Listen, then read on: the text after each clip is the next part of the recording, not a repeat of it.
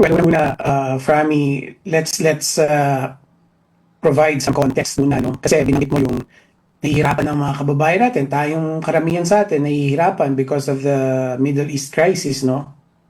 Alam mo, meron ako napanood na diskurso kasi isa sa mga proposition na pagtugon dito sa crisis ay ang sinasabi dapat meron tayong mga strategic oil reserves, no? Kagaya ng mga ibang bansa. Yes. Right? Doon sa diskurso na napanood ko, marami doon sa mga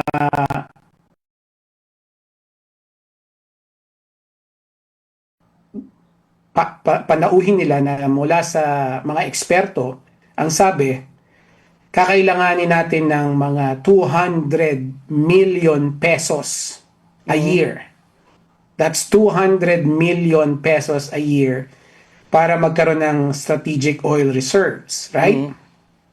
Now, ang konteksto dito, Flamy, is ang nawawala natin sa korupsyon, including dito sa flood control scandal na to ay at the very least 700 million pesos a year.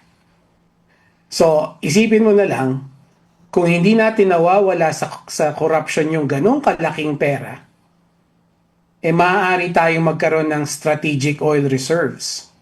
No? May sukli pa tayo na 500 million Yes.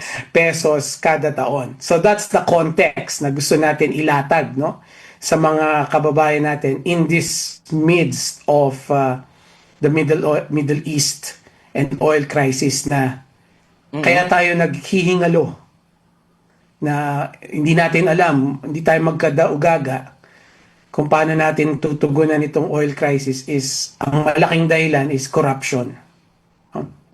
Isipin lang nila yon, yung sinabi ko, strategic oil reserves, hindi natin magawa dahil ang dami nating perang nawawala sa corruption. That's the first thing.